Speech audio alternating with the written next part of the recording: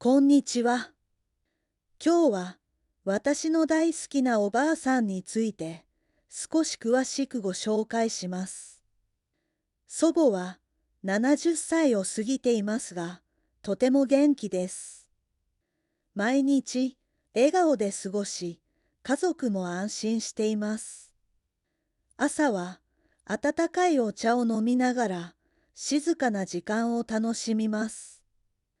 その時間が一日の始まりです。買い物へ行くときは自転車を使うことが多いです。近所の人ともよく挨拶をします。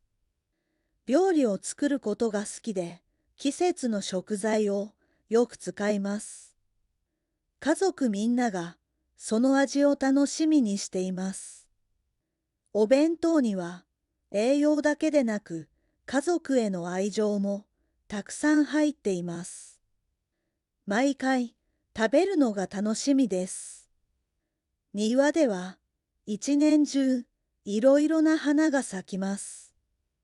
花の世話をしている時間はとても幸せそうです。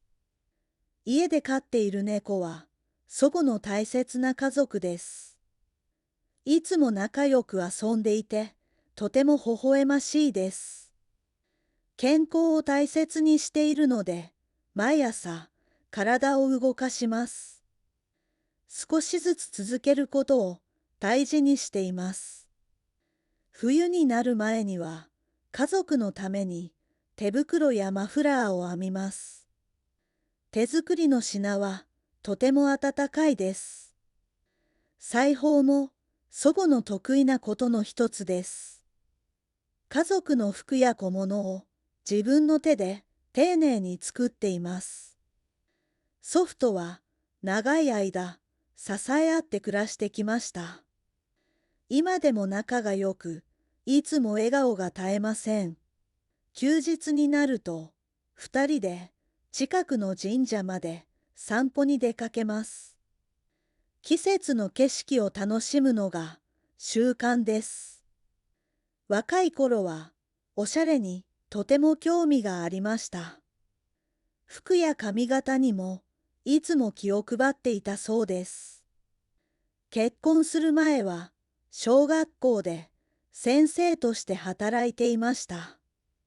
子供たちに勉強を教える仕事が大好きでした。結婚を機に仕事を辞め、家庭を支える道を選びました。子供たちを大切に育ててきたそうです。年齢を重ねた今でも新しい知識を学ぶことを楽しんでいます。その向上心を尊敬しています。最近はスマートフォンにも慣れてきました。家族との連絡も自分で上手にできるようになりました。祖母と話していると昔の思い出や人生の経験をたくさん聞くことができます。毎回とても勉強になります。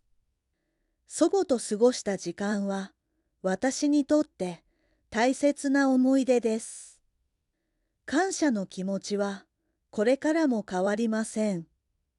いつも家族を温かく見守ってくれる祖母は私にとってかけがえのない存在です。もう一度聞きます。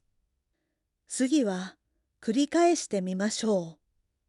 祖母は70歳を過ぎていますが、とても元気です。毎日笑顔で過ごし、家族も安心しています。朝は温かいお茶を飲みながら静かな時間を楽しみます。その時間が一日の始まりです。買い物へ行くときは自転車を使うことが多いです。近所の人ともよく挨拶をします。料理を作ることが好きで、季節の食材をよく使います。家族みんながその味を楽しみにしています。お弁当には栄養だけでなく家族への愛情もたくさん入っています。毎回食べるのが楽しみです。庭では一年中いろいろな花が咲きます。花の世話をしている時間はとても幸せそうです。家で飼っている猫は祖母の大切な家族です。いつも仲良く遊んでいてとても微笑ましいです。健康を大切にしているので毎朝体を動かします。少しずつ続けることを大事にしています。冬になる前には家族のために手袋やマフラーを編みます。手作りの品はとても温かいです。裁縫も祖母の得意なことの一つです。家族の服や小物を自分の手で丁寧に作っています。祖父とは長い間支え合って暮らしてきました。今でも仲が良く、いつも笑顔が絶えません。休日になると、二人で近くの神社まで散歩に出かけます。季節の景色を楽しむのが習慣です。若い頃はおしゃれにとても興味がありました。服や髪型にもいつも気を配っていたそうです。結婚する前は小学校で先生として働いていました。子供たちに勉強を教える仕事が大好きでした。結婚を機に仕事を辞め、家庭を支える道を選びました。子供たちを大切に育ててきたそうです。年齢を重ねた今でも新しい知識を学ぶことを楽しんでいます。その向上心を尊敬しています。最近はスマートフォンにも慣れてきました。家族との連絡も自分で上手にできるようになりました。祖母と話していると昔の思い出や人生の経験をたくさん聞くことができます。毎回とても勉強になります。祖母と過ごした時間は私にとって大切な思い出です。